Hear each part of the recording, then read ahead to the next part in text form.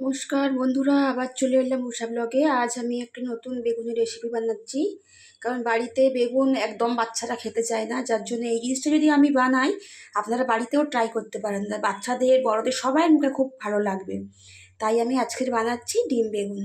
তার জন্য লাগছে, আমি একটা মাঝারি সাইজের বেগুন নিয়েছি, এইরকম ছোটো ছোটো করে গোল গোল করে কাটা আছে। লাগছে পেঁয়াজ কুচি, লঙ্কা কুচি, হলুদ গুঁড়ো, জিরে গুঁড়ো, ধনে গুঁড়ো, সাদা তেল। আমি সাদা তেল দিলাম, আপনারা চাইলে সর্ষের তেল দিতে পারেন, নুন আর একটা গোটা ডিম। তো বন্ধুরা, প্রথমে আমি এই একটা বেগুন নিয়েছি। বেগুন নিয়ে আমি প্রথমে এই ছুরিটাকে দিয়ে এইভাবে ভিতরের অংশটা কেটে কেটে বের করব। এইভাবে সবগুলোকে কেটে কেটে নিতে হয়েছে। এই দেখুন বন্ধুরা, এবার এইগুলোকে আমি কুচি কুচি করে কাটছি।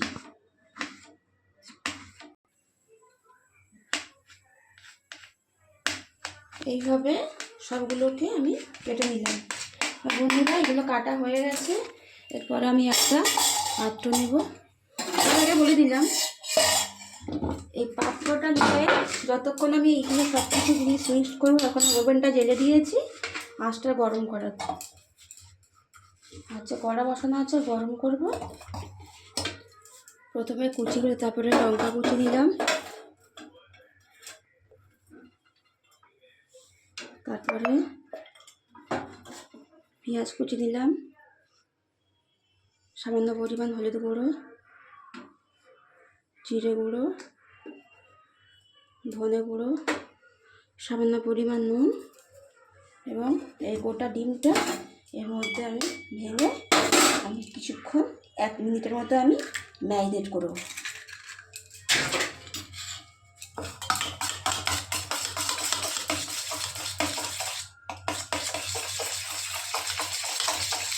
ফেটানো হয়ে গেছে বন্ধুরা, এবারে কড়াও গরম হয়ে গেছে। এবার আমি এর মধ্যে কিছুটা পরিমাণ সাদা তেল দিলাম,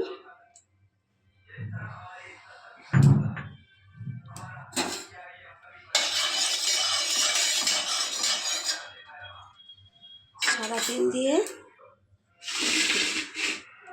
টুকরো করা বেগুনগুলো এইভাবে বসিয়ে দিলাম।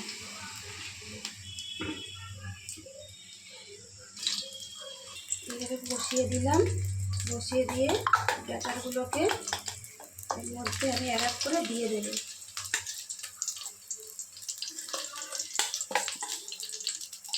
দিয়ে দিয়েছি। এরপরে আমি একদম কম আঁচে আমি 5 মিনিট ঢাকনা দিয়ে রাখলাম। এবার 5 মিনিট হয়ে গেছে। এবার আমি খুললাম। এটাকে এবার উল্টে দিতে হবে, প্রত্যেকটা করে উল্টে দিলাম। একটু তেল বেশি করে দিতে হবে। আবার 5 মিনিট আমি ঢাকা দিয়ে রাখলাম। দেখুন বন্ধুরা, 5 মিনিটও হয়ে গেছে, আবার এইগুলো হয়ে গেছে। আমি এবার এক এক করে নামিয়ে নেব। দেখুন বন্ধুরা, আমার রেডি হয়ে গেছে ডিম বেগুন। আপনারা বাড়িতে বানিয়ে দেখবেন এবং খেয়েও দেখবেন কেমন হয়েছে। তারপরে ভালো লাগলে আমাকে সাবস্ক্রাইব, লাইক, কমেন্ট করে জানাবেন।